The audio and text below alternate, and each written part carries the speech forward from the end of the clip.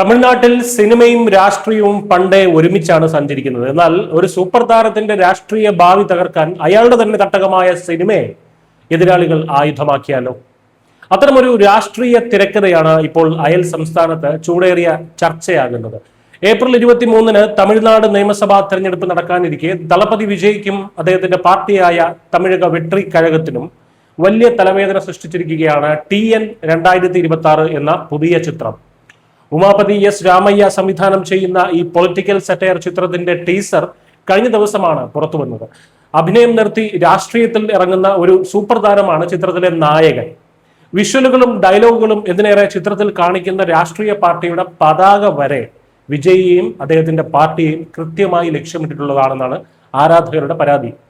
ഇതൊരു സാധാരണ സിനിമയല്ലെന്ന് വാദിക്കാൻ കൃത്യമായ കാരണങ്ങളുണ്ട്. ജനുവരി 9-ന് റിലീസ് ചെയ്യാനിരുന്ന വിജയുടെ അവസാന ചിത്രം ജനനായകന് റിലീസ് അനുമതി നിഷേധിച്ച ഒരു സാഹചര്യം ഉണ്ടായിരുന്നു. എന്നാൽ വിജയിയെ പരിഹസിക്കുന്ന TN 2026-ന് എങ്ങനെ ഏപ്രിൽ 10-ന് തിയേറ്ററുകളിൽ എത്താൻ കഴിയുന്നു എന്നതാണ് പ്രധാന ചോദ്യം.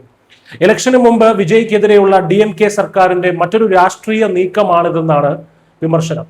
നാട്യ നടരാജ് പ്രധാന വേഷത്തിലെത്തുന്ന ചിത്രത്തിൽ നായകന്റെ വേഷവിധാനവും മാനറിസങ്ങളും വിജയുടേതിന് സമാനമാണ്.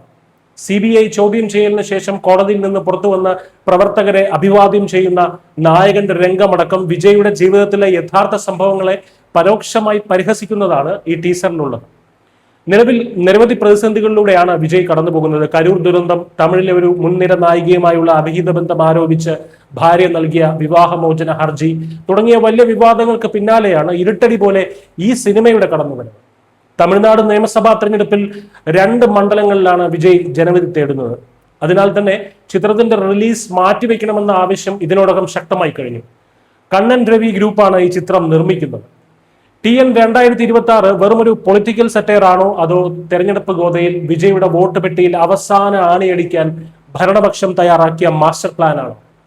സിനിമയിലെ ക്ലൈമാക്സ് എന്തായാലും ഈ രാഷ്ട്രീയ നാടകത്തിന്റെ യഥാർത്ഥ ക്ലൈമാക്സ് ഏപ്രിൽ 23-ന് തമിഴ് ജനത വോട്ടിംഗ് യന്ത്രത്തിലൂടെ തീരുമാനിക്കും. ജസ്റ്റിസ് വേണം.